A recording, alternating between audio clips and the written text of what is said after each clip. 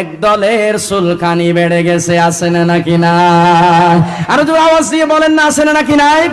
নাম ধরেন নাই, তিনি আওয়ামী লীগ বলেন নাই, বিএনপি বলেন নাই, জাতীয় পার্টি বলেন নাই, এরশাদের দল বলেন নাই, জামাতের কথা বলেন নাই, তিনি শুধু বলেছেন এক দল বাংলাদেশকে খেয়ে গেছে, আরেক দল খাওয়ার জন্য রেডি হয়ে আছে।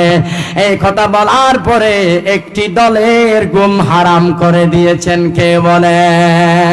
আরো জোরে আওয়াজ দিয়ে বলেন না, কে?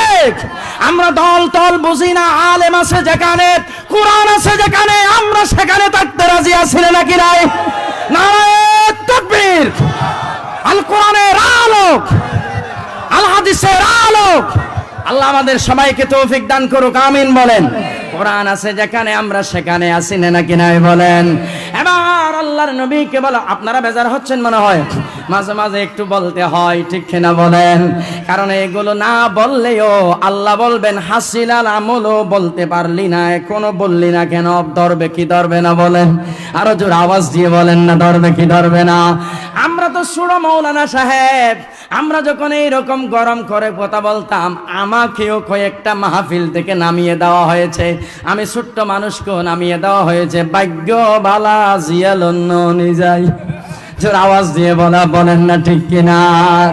আমি মনে মনে ভাবতাম, আল্লামা দেলাওয়ার হুসাইন সাইদিও যদি জেলে থাকে, আমির হামজাও যদি জেলে থাকে, তারপরে মুফতি কাজী ইব্রাহিমও যদি জেলে থাকে, ওনারা যদি তাফসীর করতে না পারে, আমরাও যদি ঢুকে যাই, আল্লাহ কি হবে?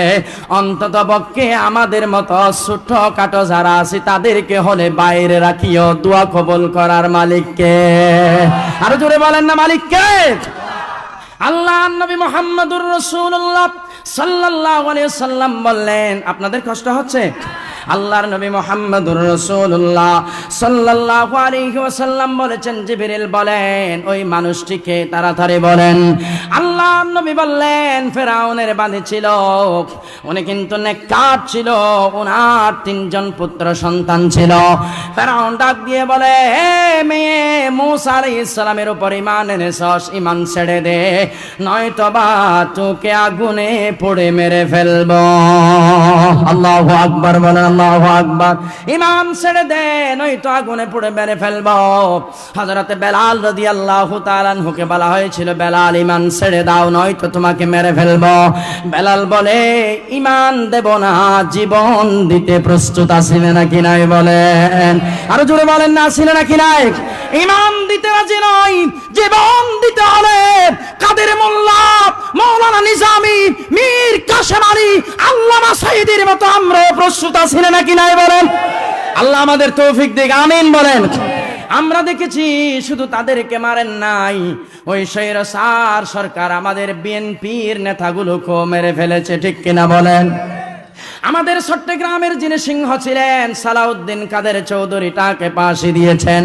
আমাদের সিলেটের জমিনের একজন এমপি ছিলেন, নাম ছিল ইলিয়াস আলী, তাকে তার পেটটা ছিঁড়ে ফেলা হয়েছে, কলিজাটা বের করে ফেলা হয়েছে, তার নাড়ি বুড়ি বের করে ফেলা হয়েছে, কঙ্কর ঢুকিয়ে দেওয়া হয়েছে, বালি ঢুকিয়ে দেওয়া হয়েছে, তাকে আবার সেলাই করে আমাদের কর্ণফুলী নদীতে নাকি তাকে ফেলে দেওয়া হয়েছে। জোর আওয়াজ দিয়ে বলেন না আউযুবিল্লাহ।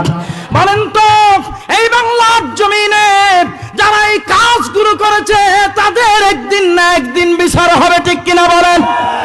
50 বছর পরে যদি, স্বাধীনতার 54 বছর পরে গিয়ে যদি আপনার বাবা মরহুম মকফুর শেখ মুজিবুর রহমানের যারা মেরেছে তাদের বিচার হতে পারে, 50 বছর পরে যদি তাদের বিচার হতে পারে, ভারত থেকে একজন এসেছিল মাজেদ আলী নাম, কি নাম, ঠিক কিনা বলেন?